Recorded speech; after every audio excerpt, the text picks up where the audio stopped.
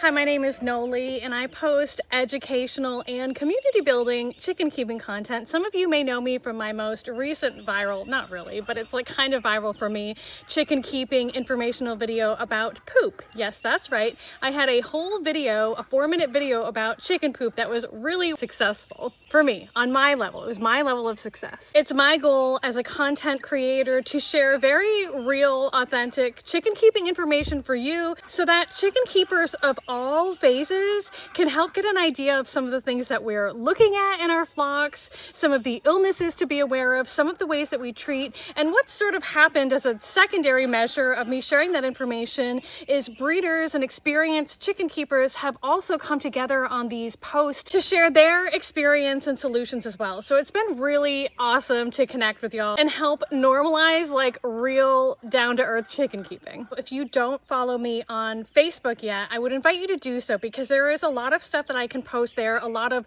written content and photographic content that I can't necessarily post on other platforms, either because it's too long form and the platform won't let me write it all out, or because it's like a physical written post, and of course video platforms don't let me share that. So I would invite you to follow me on Facebook. I am Mojo Homestead FL Official over there. This is where you'll find, especially recently, some like really good in-depth conversations and comment threads amongst breeders, especially when it comes to things like coccidia, mites, lice, and the treatments that we use for these things. What some of us are finding is that some of the things that used to work no longer work. Parasites build resistance. Illnesses may have multiple, if not thousands, of different strains of them, and what works at one phase, at one time, in one area, may not necessarily work in another. What are you gonna do when everything that you've been doing stops working? And this is what has happened to me this year, in particular with coccidia. I have created a lot of content recently around my bout with coccidia because I have had tremendous losses this year as the result of coccidia. I am not new to chickens, I am not new to coccidia, but this year has been really, really brutal. And it's been different than previous years. I am a huge advocate for natural immunities and building natural immunities, and it's actually been years since I've even treated my chickens for, I've not had a treat for coccidia in several years at this point, but this year, even chicks, I haven't even brought in any stock from outside sources this year. I've only been hatching from my own flocks. So my own flocks, who I have been breeding for resistance in those flocks for several years, their chicks even came down with tremendous bouts of coccidia. I have previously always treated with Corid when I needed to, whether it be preventatively or with a severe dosage of Corid, and this had always been enough. This year, Corid did not work fast enough, and I have received all kinds of information and suggestions that I thought I would share with you. I will tell you that one of the most useful things that was shared with me with what I've been seeing this season in particular is the use of endocox, which is also the same thing as Baycox. It's all toltrazuril. Toltrazuril is the active ingredient. It was the silky breeders who brought this to my attention first, because toltrazuril works to target coccidia directly as opposed to Corid, whose active ingredient is amprolium, which works by blocking B vitamins and thiamine, which in silkies in particular and other breeds, but I've only seen it happen in silkies, can lead to vitamin deficiencies and Rhinex. So the silky breeders have learned sooner than me to use a different medication to treat coccidia as a result to try and prevent that vitamin deficiency. I have been using endocox for the last couple, I mean, not like consistently, but it's what I have begun to use and it's been working out really, really well for me. There's been some discussion about the egg withdrawal time, and there's some marketing on the package that's saying for use in pet chickens only. When I have gone onto the internet and like done some research on the toltrazuril shop website, it says that there is an egg withdrawal time and it doesn't say specifically don't use an egg laying or meat birds. I saw on another website that was like an official scientific study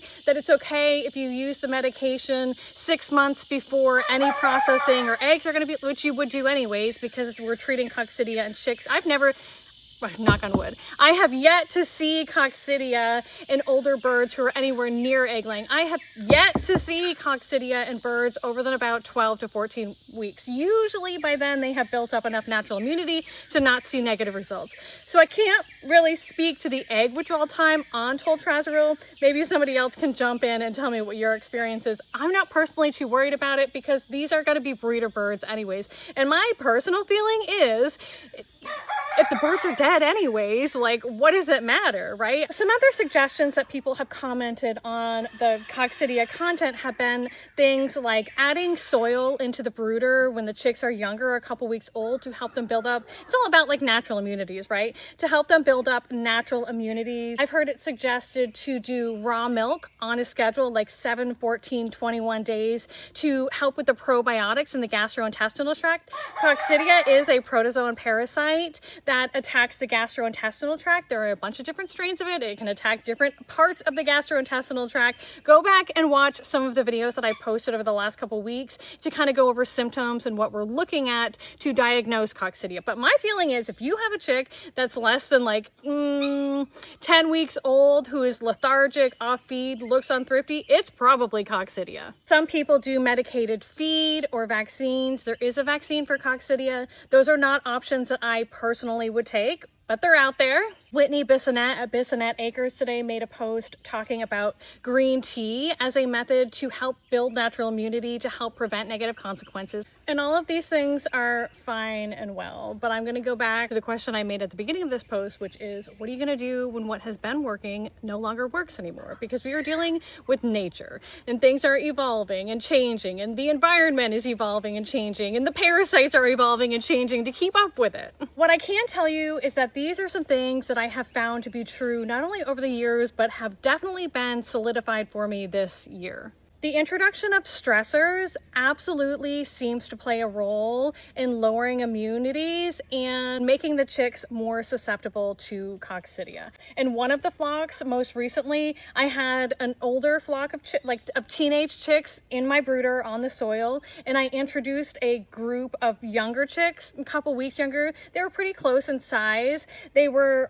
both groups of, so I introduced 2 groups of chicks together, and when I introduced that new group of chicks, they were the ones to come down with coccidia, not the older birds. And I believe that had to do with the stress that they experienced being introduced to the older birds in the brooder. I think the older birds had likely already built up some natural resistance to coccidia, and that's why they weren't as negatively affected as well. The other thing to note about this is that I had one rotating place outdoor brooder where I was putting chicks. So there had already been a couple batches of chicks on that soil, even though they were not experiencing or showing any consequences of coccidia. There was a couple batches of chicks on that soil, and it was that next batch that I put on who I experienced major losses of coccidia to. So it's as though the parasite had begun to build up in the soil. So those younger, newer birds who came behind them got a much heavier coccidia load earlier, and therefore I experienced a lot of losses. Can you make sense? Does that make sense?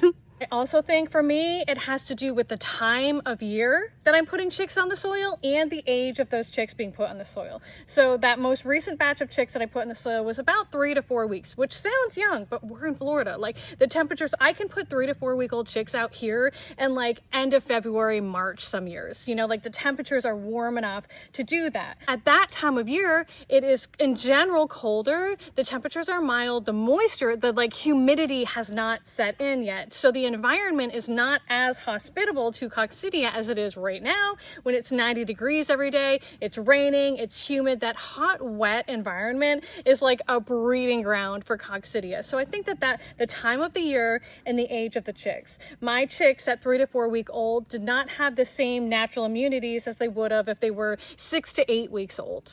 Hindsight is 2020, right? I don't usually hatch this late in the season. Normally I wanted to be done a month, 2 months ago, but I had a lot of losses in the beginning of this year to predators. So I have one more batch in the incubator now. I'm hoping that's my last batch of chicks. I have 2 batches in brooders now, which we'll see how that goes. But I did just move another batch into my outdoor brooder. And what I did is I got some dirt from a different area of the property and I covered the soil with about 6 inches of fresh dirt that have never seen a chicken before, in the hopes that those birds now have the opportunity to build a natural immunity to the coccidia without having been exposed to soil that chickens were already pooping on and continuously infecting it with coccidia. So if this has been a year for you, you are not alone. I'm so sorry. For me, not every year is like this. This year has been a real struggle. It's been different. So maybe that means next year will be much easier.